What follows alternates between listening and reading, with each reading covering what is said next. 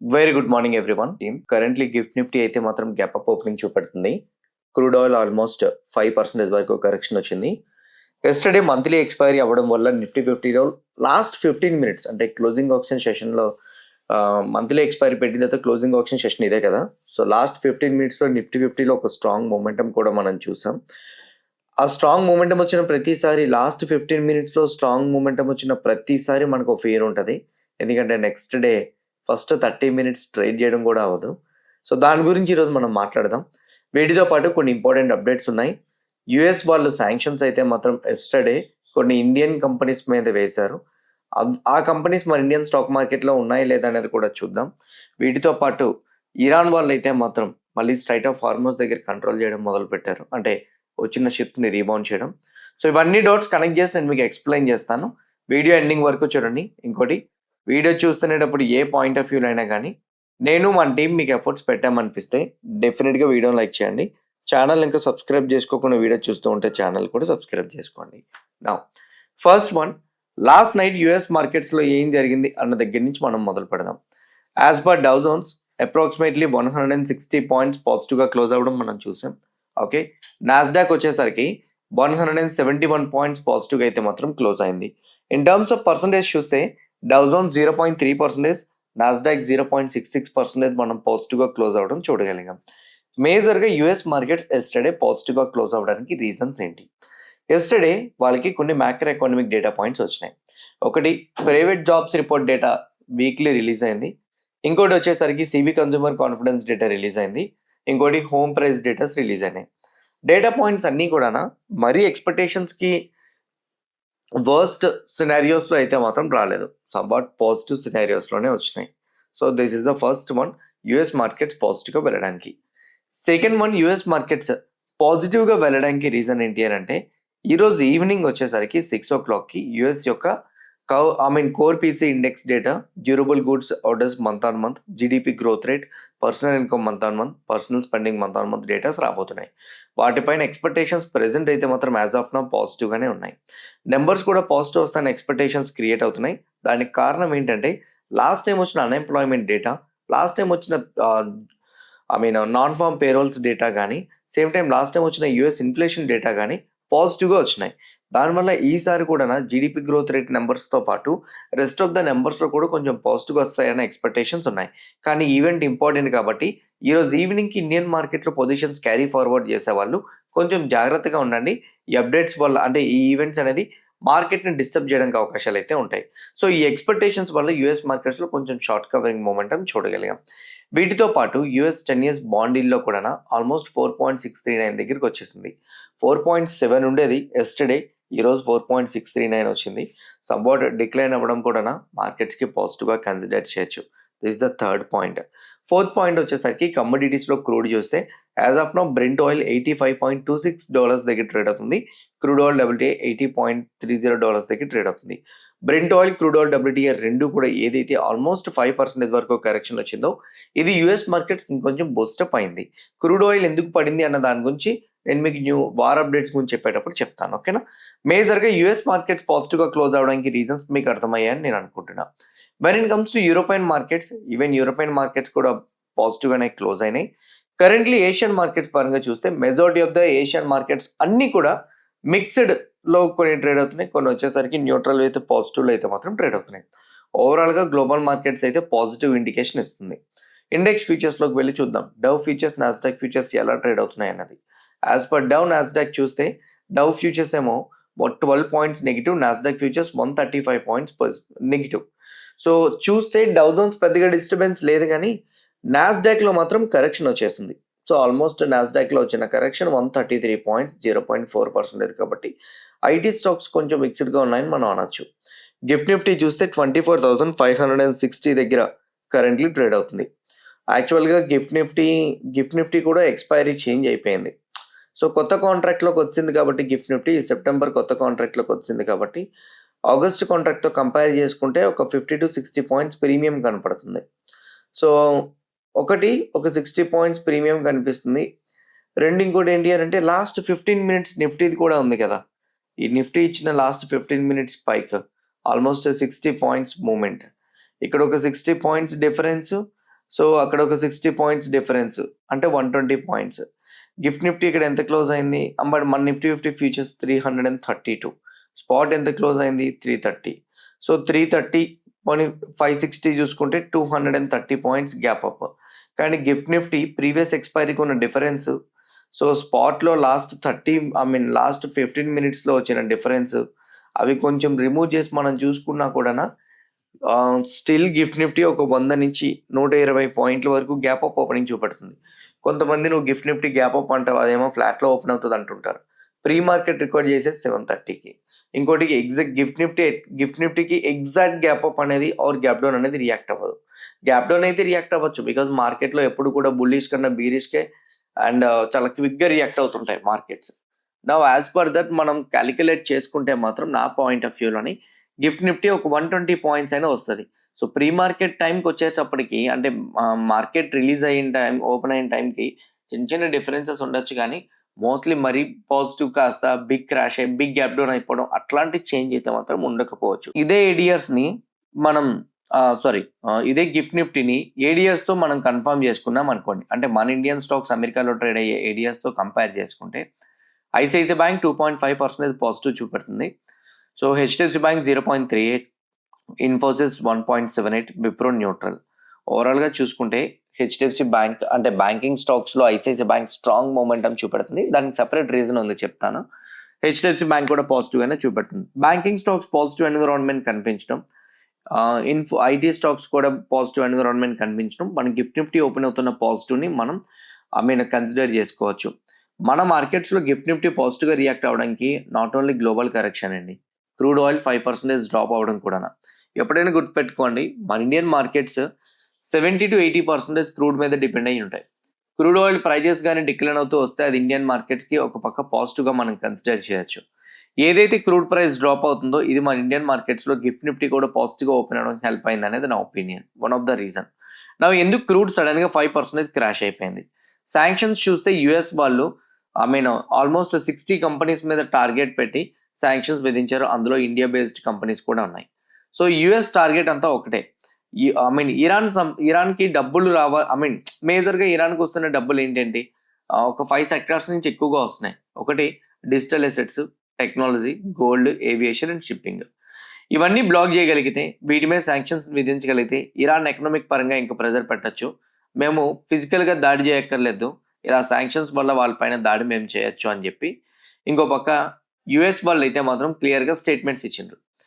బేసిక్గా ఈ శాంక్షన్స్ రిలేటెడ్గా సివియర్గా ఏదైనా ఫామ్ అవుతుంది అని మార్కెట్ ఎక్స్పెక్ట్ చేసింది. అందువల్ల క్రూడ్ అప్పటి వరకు 94-95 వరకు ఉంది.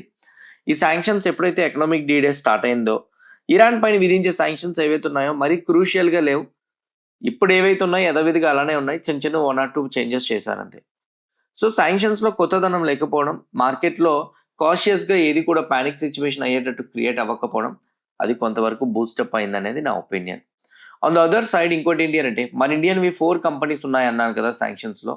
ఆ 4 కంపెనీస్ చూస్తే పబ్లిక్ లిమిటెడ్ కంపెనీస్ కాదు, ప్రైవేట్ లిమిటెడ్ కంపెనీస్. అండ్ ఇవి ఏ కంపెనీకి కూడా సబ్సిడరీ కంపెనీస్ కూడా కాదు. Proteus partners LLP, Sadashiva overseas limited, PP Softech private limited, ప్రకృతిస్ infra impacts index private limited. So ఈ 4 కూడా పెద్దగా మన ఇండియన్ పబ్లిక్ లిమిటెడ్ కంపెనీస్ కాదు కాబట్టి ప్యానిక్ అవ్వాల్సిన అవసరం లేదు.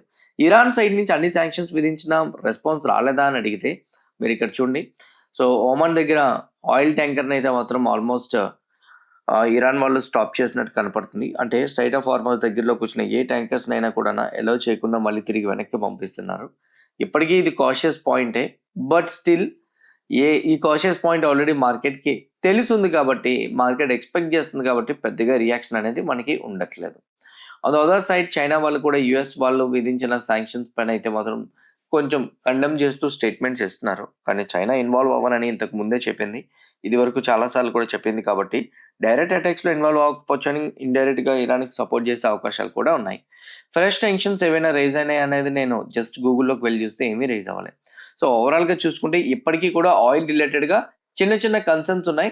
కానీ శాంక్షన్స్లో కొత్తతనం లేకపోవడంతో మార్కెట్స్ వచ్చేసరికి దాన్ని ఇగ్నోర్ చేసింది అనేది నా ఒపీనియన్.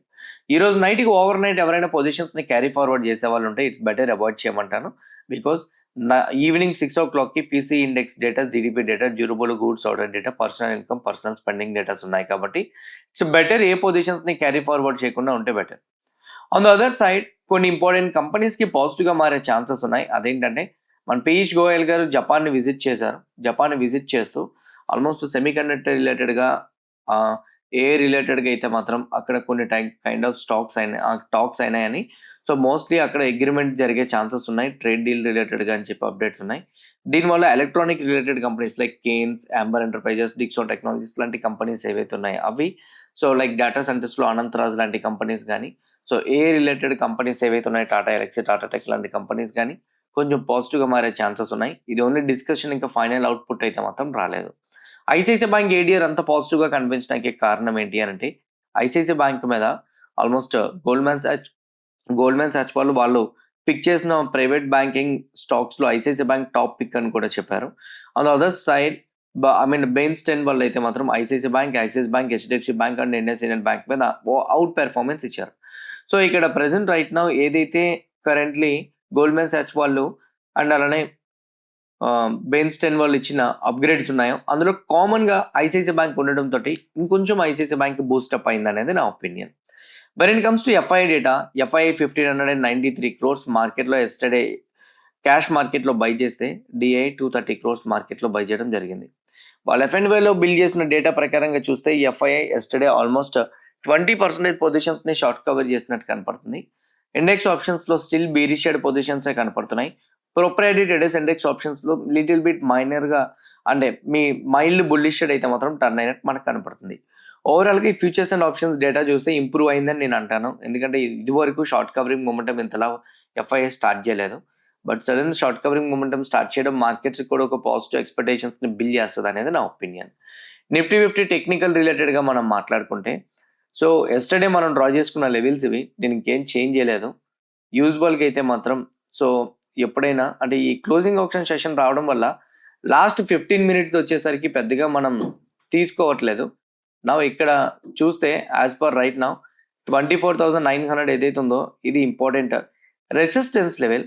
సో నా ఇక్కడ చూడండి, ఎప్పుడైనా కూడా ఇలా లాస్ట్ 15 minutes క్యాండిల్లో ఇలా కనపడితే నెక్స్ట్ ఓపెన్ అయ్యే మార్కెట్ అంటే మనకి గిఫ్ట్ నిఫ్టీ పాజిటివ్గా ఓపెన్ అయినా ఎస్టర్డే లాస్ట్ క్లోజ్ అయిన 15 minutes ప్రైస్ అడ్జస్ట్ అవడానికి ఛాన్సెస్ ఉంటాయి. So first 30 minutes price drop అవ్వచ్చు, లేదా ఇక్కడ కన్సల్టేషన్ అవ్వచ్చు, ఏదైనా జరగచ్చు. సో మేబీ నా పాయింట్ ఆఫ్ వ్యూలో ఒకవేళ కానీ నిఫ్టీ 50 ఈరోజు ఫస్ట్ 15 minutes to 30 minutesలో ఫాల్ అయినా కూడా అది ఎస్టర్డే క్లోజింగ్ ప్రైస్ అడ్జస్ట్మెంట్ వల్లే జరుగుతుందని చెప్పి మాత్రం మర్చిపోవద్దు. ఇంకోటి మనం ఒక రెసిస్టెన్స్ లెవెల్ డ్రా చేసుకున్నాం 24,280 or 300 అని.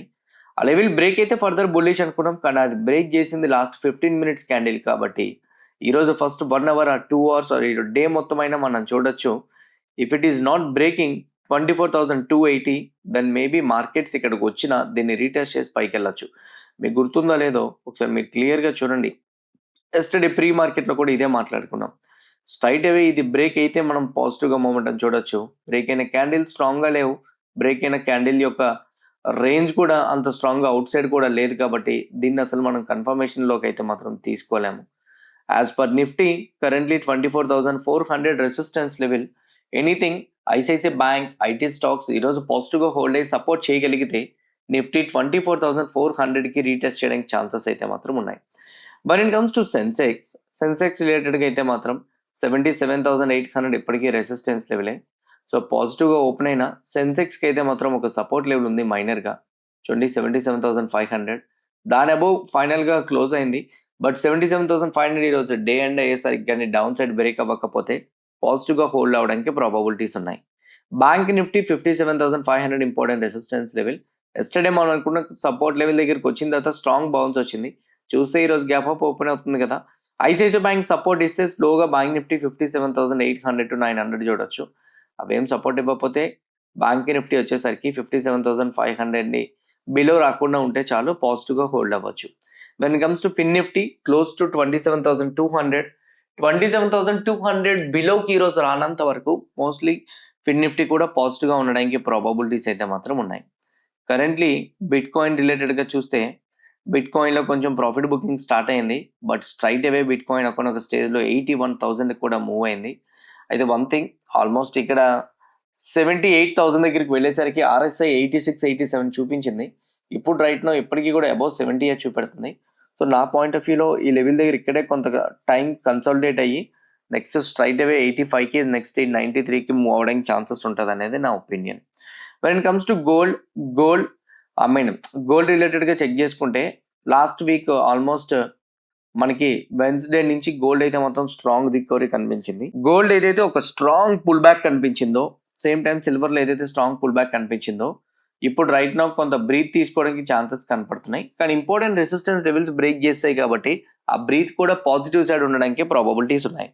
గోల్డ్, సిల్వర్, బిట్ కాయిన్ వీటితో పాటు చాలా US stocks present right now డిస్కౌంట్స్లో ట్రేడ్ అవుతున్నాయి. చూడండి, ఒక్క స్టాక్ మన ఇండియన్ స్టాక్ పడితే యూజువల్గా పెరగడానికి ఒక 1-2% పడుతుంది, 1-2% పెరుగుతుంది. వీటిల్లో యూజువల్గా మీరు ఇక్కడ చూస్తే బేటాస్ ఎలా ఉన్నాయి చూడండి, చాలా హైలీ వాలటైల్. బట్ కాకపోతే ఈ స్టాక్స్ డిప్ అవుతున్నప్పుడే బెటర్ ఆపర్చునిటీకి వచ్చినప్పుడే మనం పిక్ చేసుకోవచ్చు. సో అందుకు డెల్టా ఎక్స్చేంజ్ అకౌంట్ ఓపెన్ చేయాలనుకున్న వాళ్ళ కింద కామెంట్ బాక్స్లో లింక్ ఉంది, 5 minutesలో యాక్టివేట్ అవుతుంది. ఎవరైనా ఓపెన్ చేయాలని వాళ్ళు ఉంటే ఓపెన్ చేయండి. ఇది ఎలా యూజ్ చేయాలి తెలియకపోతే దాని కింద ఈ వీడియో లింక్ కూడా ఉంది, అది చూస్తే మీకు ఎలా యూజ్ చేయాలో కూడా తెలుస్తుంది. ఇంకోటి దీనివల్ల బెనిఫిట్ ఏంటంటే gold, silver, bit coin, US stocks అన్నీ కూడా యాక్టివ్గా మీరు ట్రేడ్ చేసుకోవచ్చు. సో లెవరేజ్ ఉంటుంది బట్ ఛార్జెస్ ఉంటాయి, గుర్తుపెట్టుకోండి. సేమ్ టైం వచ్చేసరికి 24/7 మీరు ట్రేడ్ చేసుకోవడానికి ఛాన్స్ కూడా ఉంటుంది. ఇది మేజర్గా ఉన్న బెనిఫిట్స్ అయితే. ఇంకోటి ఎక్స్పైరీ కూడా ఉండదు. ఓకే, ఎవరైనా డెల్టా ఎక్స్చేంజ్ లింక్ ఓపెన్ చేయాలనుకుంటే కింద కామెంట్ బాక్స్లో ఉంది, ఆ లింక్ క్లిక్ చేసి మీరు అకౌంట్ అనేది ఓపెన్ చేసుకోవచ్చు. నౌ ఇంపార్టెంట్ స్టాక్స్ రిలేటెడ్గా చూసుకుంటే ఆల్రెడీ మనం వచ్చేసరికి ఐసిఐసిఐ బ్యాంక్స్ గురించి, సో వీటి గురించి మనం హెచ్డిఎఫ్సి బ్యాంక్ గురించి మాట్లాడాం. సమ్ అదర్ స్టాక్స్ గురించి మనం మాట్లాడుకుంటే సిప్లా పైన అయితే మాత్రం యుఎస్ FDA ఇన్స్పెక్షన్ జరుగుతుంది. August 17 నుంచి 2025 జరిగింది. ఆల్రెడీ 7 అబ్జర్వేషన్స్ ఇచ్చారు. మేబీ ఇది సిప్లాని కొంచెం నెగిటివ్ సైడ్ డిక్లైన్ చేయడానికి ఛాన్సెస్ అయితే మాత్రం ఉన్నాయి. డాబర్ వాళ్ళది FSSAI పైన ఏదైతే 100% ప్యూర్ అని ఇట్లాంటి కైండ్ ఆఫ్ లేబుల్స్ ఉన్నాయో తీసేయమని చెప్పారో అది ఢిల్లీ హైకోర్టులో హీరింగ్ అనేది ఎక్స్టెన్షన్ అయింది, December 16కి వెళ్ళింది. సో అంతవరకు డాబర్ దాన్ని యూజ్ చేసుకోవచ్చు అనేటట్టు కోర్టులో చెప్పారు కాబట్టి డాబర్కి ఇది కొంచెం పాజిటివ్గా మనం పరిగణలోకి తీసుకోవచ్చు అనేది నా opinion. On the other side Axis bank రిలేటెడ్గా అయితే మాత్రం so Axis securities and Axis capital పైన సెబీ వాళ్ళు అయితే మాత్రం కొన్ని ప్రొసీడింగ్స్ డిస్పోజ్ చేశారు. సో యాక్సిస్ బ్యాంక్ని కూడా కొంచెం అబ్జర్వ్ చేయండి. On the other side GMR airports పైన కేర్ రేటింగ్ వాళ్ళు అయితే మాత్రం వాళ్ళు తీసుకుంటున్న 1,500 crores నాన్ కన్వర్టబుల్ డిబెంచర్స్కి రేటింగ్ అప్గ్రేడ్ చేయడం జరిగింది. సో ఇది కూడా కొంచెం పాజిటివ్గా తీసుకోవచ్చు. మేజర్గా ఉన్న స్టాక్ అప్డేట్స్ ఇవి. ఇంకేమైనా ఉంటే డెఫినెట్గా ఈవినింగ్ పోస్ట్ మార్కెట్ అనాలిసిస్లో అనలైజ్ చేస్తాను. క్లియర్ కట్గా నేను ఎక్స్ప్లెయిన్ చేసిన డేటా పాయింట్స్, ఇచ్చిన అనాలిసిస్, కనెక్ట్ చేసిన డాట్స్ హెల్ప్ అయినాయి అనుకుంటున్నా. ఎవ్రీథింగ్ హెల్ప్ అయితే వీడియోని లైక్ చేయండి. ఛానల్ ఇంకా సబ్స్క్రైబ్ చేసుకోకుండా వీడియో చూస్తూ ఉంటే ఛానల్ కూడా సబ్స్క్రైబ్ చేసుకోండి. ఇదే వీడియో మీ ఫ్రెండ్స్ ఆర్ మీ రిలేటివ్స్ షేర్ చేస్తే హెల్ప్ అవుతుంది అనుకుంటే వాళ్ళకి కూడా షేర్ చేయండి. See you all today evening at 5 PM in post market analysis. All the best everyone. Bye bye.